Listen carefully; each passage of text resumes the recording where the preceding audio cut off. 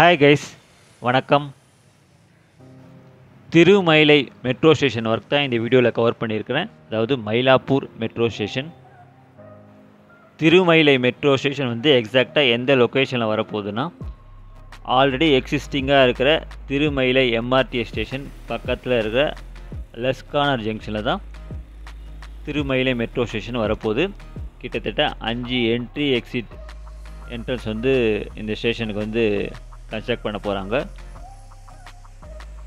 இந்த Thirumayilai metro station வந்து Chennai metro face 2 corridor 3 corridor 4 இந்த 2 காரிடார்லேயும் இந்த திருமயிலை மெட்ரோ ஸ்டேஷன் வந்து இன்டர்மீடியட்டாக வரப்போகுது.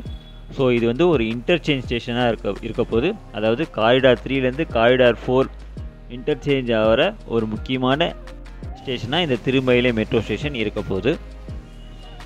இது வந்து ஒரு under ground station. Contractor RVNL.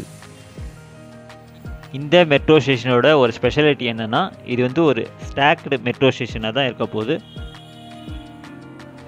அதாவது அண்டர் கிரவுண்ட் பிளாட்ஃபார்ம் வந்து மல்டி லெவல் பிளாட்ஃபார்மாக இருக்க போது, ஒன்றுக்கு மேலே ஒன்று அந்த டைப்பில் தான் கன்ஸ்ட்ரக்ட் பண்ண போகிறாங்க. அதாவது ஃபஸ்ட்டு லெவலில் கான்கோர்ஸ் லெவல், அதாவது டிக்கெட்லாம் கொடுக்குற ஏரியா தான் வரப்போகுது. அது வந்து காரிடார் 3க்கும் காரிடார் 4க்கும் ஒரு காமன் கான்கோர்ஸ் லெவலாக இருக்கும். செகண்ட் லெவலில் காரிடார் 3யோட அப்லைன் பிளாட்ஃபார்ம் வரும்.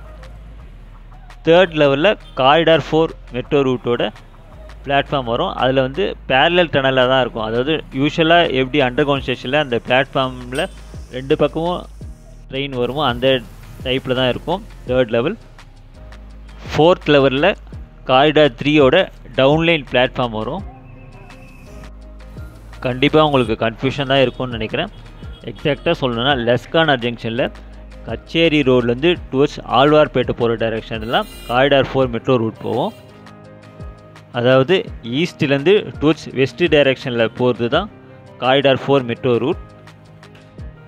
அதே மாதிரி ராயப்பேட்டை ஹை ரோட்லேருந்து லெஸ்கானர் ஜங்ஷன் வழியாக டுவர்ட்ஸ் ராமகிருஷ்ணா மட் ரோடு, எக்ஸாக்டாக சொல்லணும்னா மந்தவெளி போகிற அந்த டைரெக்ஷனில் தான் காரிடார் 3 மெட்ரோ ரூட் வந்து இருக்க போது, நார்த்லேருந்து டுவர்ட்ஸ் சவுத் டைரெக்ஷன்.